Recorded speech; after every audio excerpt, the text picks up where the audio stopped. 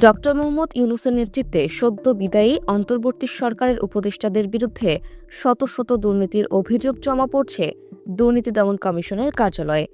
দায়িত্ব ছাড়ার এক সপ্তাহের মধ্যে এই উপদেষ্টাদের বিরুদ্ধে এসব লিখিত অভিযোগ জমা পড়েছে।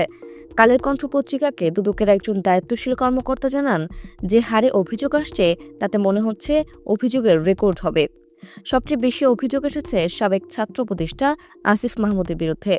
জানা গিয়েছে তার বিরুদ্ধে প্রায় ১,০০০ কোটি টাকার দুর্নীতির অভিযোগ রয়েছে। এর মধ্যে বেশিরভাগ অভিযোগই ভুক্তভোগীরা নাম ঠিকানা সহ করেছেন। ঘুষ নিয়ে কাজ না দেওয়ার অভিযোগের সঙ্গে তথ্য প্রমাণও দেওয়া হয়েছে। আসিফ মাহমুদের বিরুদ্ধে বিদেশে অর্থ পাচার এবং বেআইনি বিটকয়েন লেনদেনের অভিযোগ করা হয়েছে।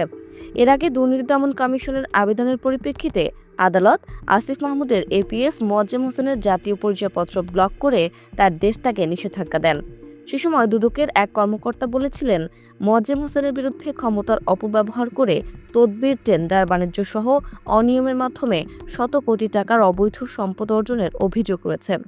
এসব অভিযোগের পরিপ্রেক্ষিতে দুদক কার্যালয়ে তাকে জিজ্ঞাসাবাদও করা হয়। অন্যদিকে আসিফ মাহমুদের ঘনিষ্ঠ হিসেবে পরিচিত ঢাকা উত্তর সিটি কর্পোরেশনের প্রশাসক মোহাম্মদ এজাজকেও দুর্নীতির অভিযোগে দেশ ত্যাগে নিষেধাজ্ঞা দিয়েছে আদালত, যার ফলে অনেকেই মনে করছেন সাবেক উপদেষ্টা আসিফ মাহমুদও দুদকের জালে আটকে যেতে পারেন। তবে আসিফ মাহমুদ বরাবরই এসব অভিযোগ অস্বীকার করে এসেছেন। এখন দেখার বিষয় দুদক আসিফ মাহমুদের বিরুদ্ধে কোনো পদক্ষেপ নেয় কিনা। আসন্ন সিটি কর্পোরেশন নির্বাচনে আসিফ মাহমুদ ঢাকা দক্ষিণ থেকে মেয়র পদে লড়তে যাচ্ছেন। নির্বাচনের আগে যদি দুদকের কোনো মামলায় জড়িয়ে যান, সেক্ষেত্রে তার প্রতিপক্ষ প্রার্থী অনেক বড় সুবিধা পেয়ে যাবে।